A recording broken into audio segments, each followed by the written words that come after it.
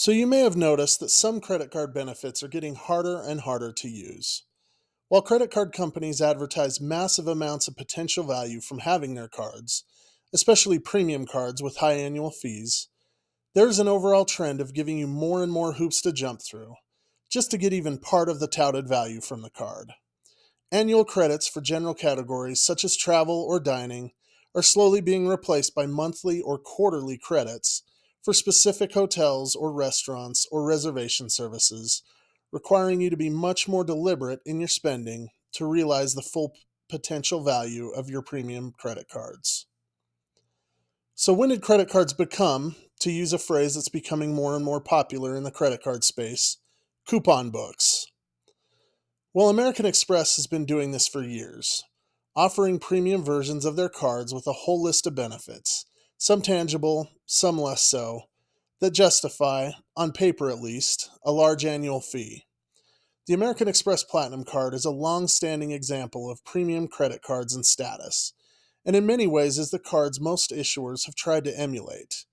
And it has always had a high annual fee and a long list of benefits and credits to justify it. Over time, the list of available credits has ballooned, and in some cases they've gone from annual credits to semi-annual to monthly credits, and you almost have to have a checklist for each card to make sure you're getting your promised benefits, so that big annual fee doesn't go to waste. Hence the term coupon book.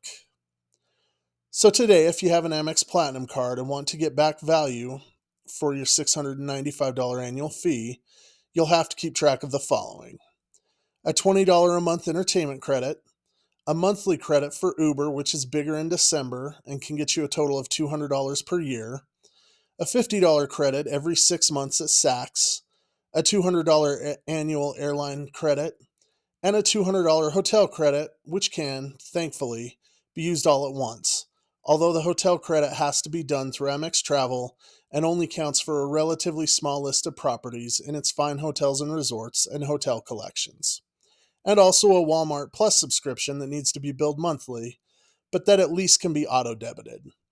There's also a yearly clear credit and some other stuff too. Keep track of and successfully use some or most or all of these credits, and you can proudly say you're getting your money's worth out of the annual fee. I should point out here that, while these benefits are things you can assign a definite dollar value to, the Amex Platinum does have a lot of other great benefits which, I think, make it worth all this trouble.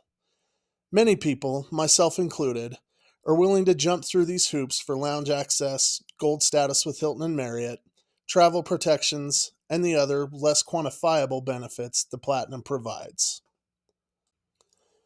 If you think the Platinum card is a lot of work to keep up with, consider the Amex Gold card. Its $325 annual fee can be recouped by spending $7 a month at Dunkin', $10 a month at Five Guys or a few other places, $10 a month with Uber, and $50 every 6 months at a restaurant that is part of Amex's Resi program, assuming it credits correctly. It's not a stretch to say that some of these cards require a lot of work, planning, and upkeep just to, quote, break even. So Chase just announced and released revamped versions of their entire lineup of United credit cards. And guess what? They're essentially coupon books now. Those aren't the only non-Amex cards in this shift toward complicated systems of credits, but I think it highlights what I hope is not a growing trend of couponification of credit cards in general.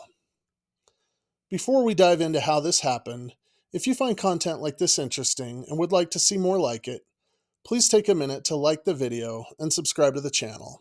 It really helps us out. So how did it get like this?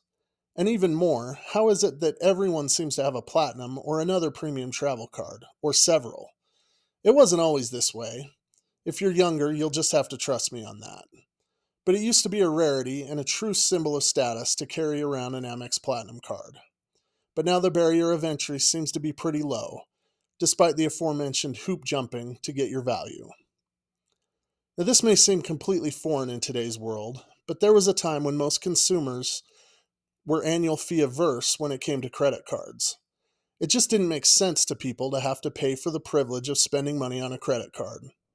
Of course, those were the days when people used debit cards and some still used cash, but that's a whole other topic.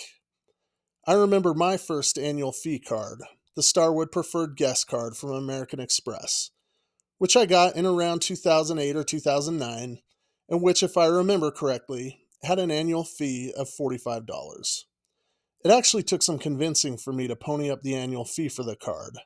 I didn't see the value in paying even $45 for a card until some napkin math convinced me that I could earn enough Starwood points to cover the fee and then some.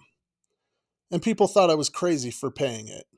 I tried to refer some people to the card, and they usually shut me down when they found out there was an annual fee on the card, without being willing to even consider if it would actually be worth it. At some point, things started to change. I think I first really became aware of it when airlines began charging for bags, which was around that same time. If you flew and were used to checking a bag for free, suddenly there was this new fee for doing what you'd always done. And you'd have to pay $15 or $25 or whatever just to maintain your travel status quo. But then, here came the credit cards. So let's assume you flew 3 times a year and paid $25 each way for each trip to check a bag. That's $150 in bag fees a year that you'd be paying. Now let's say that on one of those flights you were given a brochure and a little sales pitch for a credit card. The card had a $95 annual fee, but it let you check a bag for free each and every time you flew. And suddenly, instead of being charged $95 a year to carry around a credit card, you're paying $95 a year to save $150 in bag fees, with some other benefits thrown in as well. So now you're looking at the card as a value proposition. And if the math works out in your favor, maybe you sign up for the card. And that, for me at least, is where the march toward coupon books really started. The credit card company charges a fee for its card, but offers a benefit with a tangible dollar value that can, if used enough, offset the fee and maybe even more. There are still a lot of these cards around today. The simple low annual fee cards with one or two major benefits that make you think you'll get your money back for having them. Besides airline cards, there are several hotel cards out there with a $95 or so annual fee, and they offer you a free night certificate each year that you have the card. So you pay $100 or so each year for a free night, and if the cost of that free night would have been more than $100, you come out ahead. It's not a bad deal, and if you take advantage of it, I really believe this is a great way to maximize your travel. In fact, we did a whole video on free night certificates for Marriott credit cards, and I'll link it below if you want to check it out. But these types of cards with a low annual fee and a benefit that more or less offsets the fee are a far cry from a card that you have to keep a spreadsheet to have, to say nothing of multiple card setups, to borrow another coin term, that require you to have 2 or more cards from an issuer to make it make sense. After all, your Platinum card is great for getting 5 points per dollar on flights, but it only earns 1 point per dollar on everything else. But oh look, the Gold card gives you 4 points per dollar on restaurants and grocery stores, which just happen to be where you spend a lot of your money. How convenient. Now, I'm no expert on the history of credit cards, but it seems to me like there's a pretty logical path from the airline card offering free checked bags and the card with 4 different sets of monthly credits. Those airline cards were successful, and it helped cement partnerships between banks and airlines that were mutually beneficial.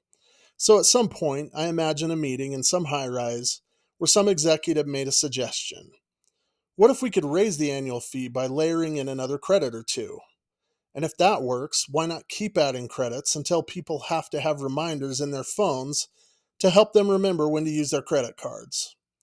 As long as people are willing to play the game, it seems that credit card companies are willing to play it too. This is obviously a profitable strategy for credit card companies. Otherwise, they wouldn't do it. You may be able to get $1,500 in credits each year from the Platinum, but most people probably won't. And it probably won't cost them $1,500 even if you do. The really easy to use credits, like the $200 airline credit on the AMEX Platinum, are sadly few and far between and becoming even more rare. Most credits require you to book through the company's travel portal or come through a specific company or a network, and part of those credits are probably subsidized by the companies that benefit from the added traffic that credit cards send their way. On top of that, changing credits from annual to semi-annual to sometimes monthly requires you to use the card more often and increases the likelihood of you spending over the minimum amount to qualify for the credit. As these credits become more restrictive, changing from a $25 monthly restaurant credit to a Resi credit, for example, it further tilts the game in favor of the credit card companies. But as long as we're playing the game, why wouldn't they do it? So where does this stop? I'm not sure. As long as consumers have an appetite for premium credit cards and the illusion of luxury, I would expect this trend to continue. It isn't always a bad thing. If you use Uber and go to Dunkin' often and eat at Cheesecake Factory once a month, the Amex Gold card is probably well worth it for you. But I think we should be favoring more simplistic value propositions. Consider the Capital One Venture X card, which has a $395 annual fee. It comes with a $300 annual credit that can be used on Capital One's travel portal, and it also gives you 10,000 points per year when you renew the card. If 10,000 points is worth $95 to you, and you make one booking a year for $300 or more on the portal, that's all you need to worry about to justify the annual fee.